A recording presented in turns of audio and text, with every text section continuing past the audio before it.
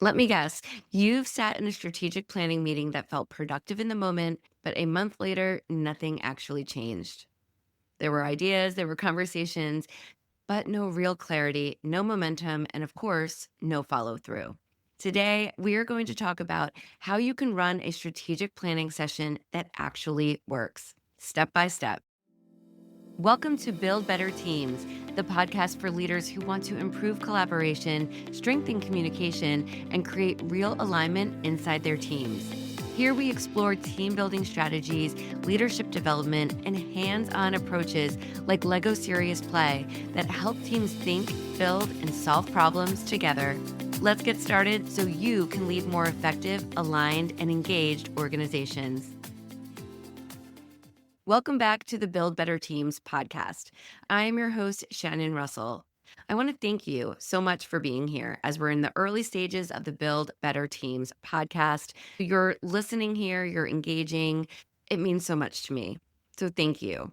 I am a strategic leadership and team facilitator. I am certified in Lego Serious Play, and I want to build better teams. And that's exactly what we're focusing on. Now, most strategic planning fails for one simple reason. It's because it's too focused on discussion and not enough on decision. When you get together with your coworkers, with your colleagues, sometimes you can talk in circles. Ideas stay abstract, and no one leaves with any true ownership on what the next steps are. Yes, it's great to communicate, to collaborate, to brainstorm ideas, but what are we actually doing when we return to our office? We're going to fix that. Step one is to define the outcome. Before you book the meeting, ask yourself what needs to be different after this session. Not what are we discussing, not what are we deciding, but clear priorities for the next quarter, the next year. What is the alignment or company direction that you are headed into? And what is the defined plan that you can have this particular team work on? What are the actionable steps? If you don't start here, everything else will fall apart and it'll be a waste of everyone's time.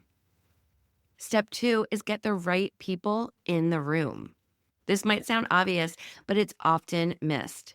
How many times have you yourself been in a meeting where you don't really need to be there? Let's include Judy because she should be here. But does Judy really have anything to do with the objectives for this meeting? Or is she just sitting here observing? If you define the outcome of this meeting, it should be easy for you to decide who the decision makers are that should be present. Who are the stakeholders? Who are the change makers? Who are the people who are responsible for executing whatever this objective is?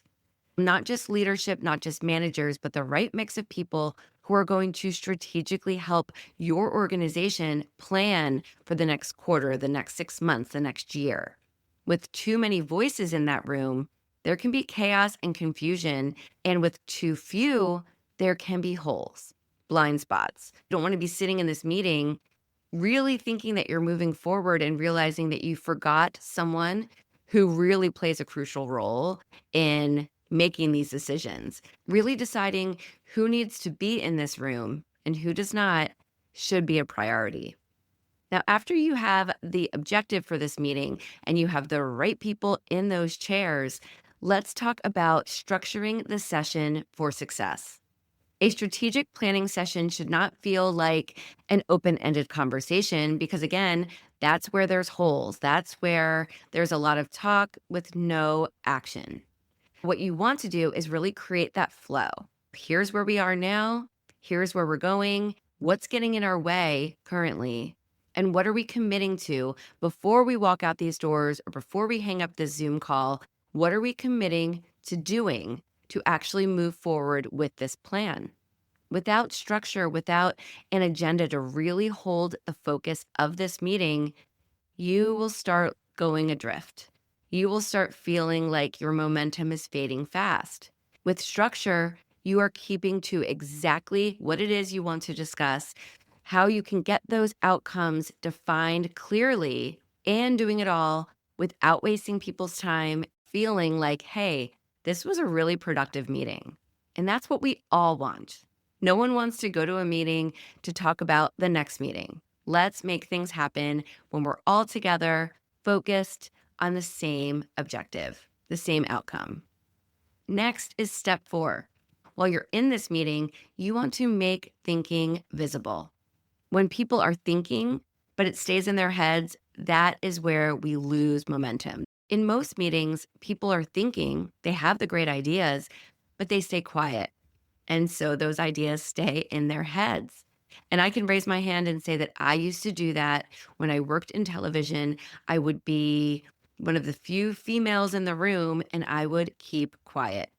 What I would actually do is wait until the meeting was over and then go to the appropriate person and share my ideas. Looking back now, I can see how unproductive that tactic was. It was because I didn't want to say something quote unquote wrong in a meeting of all these people. And so I waited. But that waiting, that telling just one person instead of the group, wasn't helping anyone. Now, even reflecting on that, it makes my purpose in working with teams and organizations when I plan workshops and events for them to make sure that everyone's voice is heard and in a way that is comfortable. When you're thinking about how to make your team visible, when they are brainstorming, when they are coming up with ideas, you might want to think about doing it through writing or mapping or building. By doing this and making sure that every person is writing, every person is mapping, every person is building, then you are getting clarity faster because everyone is involved. Everyone is sharing. You'll be able to uncover any issues, any assumptions, because everyone is providing their ideas and their feedback. This way, you can create that shared understanding. And it can go so much further than a group where 3 people are talking and the rest are staying silent. Think about it, especially if you create your strategic planning meeting with these steps that we just discussed. If you make sure that you have a direct outcome and you have the right people attending this meeting, then these right people should be there. You want to hear what they have to say. Making sure that their thinking can be visible, make sure that they are contributing and that everyone is hearing their ideas, there's feedback, there's discussion, and there's just a shared understanding. Step 5, turn ideas into decisions. Making decisions is where teams get stuck because you have to move from we could do this to we are doing this. And there needs to be discussion, collaboration, and planning to get there. So think about how you can turn ideas into actual decisions before you exit that meeting. Making clear priorities, clear direction, no ambiguity, no maybe, no gray areas. This is what we are doing. Here's our next step, and here's how we're going to get there. Everyone's now on the same page, and they're exiting that meeting with direction. Next is assign ownership.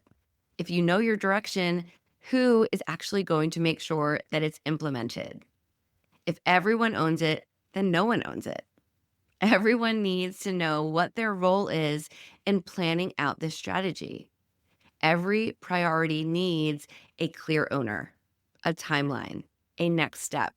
Who's going to be checking in with who? Who is overseeing this project? What are the deadlines? When is this due? This is where strategy really turns into action when every person who leaves this meeting knows what they are responsible for. That ownership is key. Lastly, in step 7, I want you to create follow through. Because what happens after a session is that either you get these ideas and you go back and then everything falls apart and you forget about what you were supposed to be in charge of.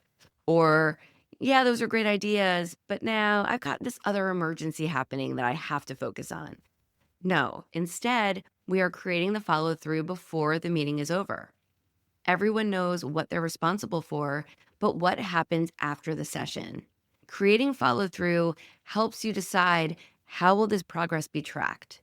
When will you revisit these decisions? How will you maintain accountability?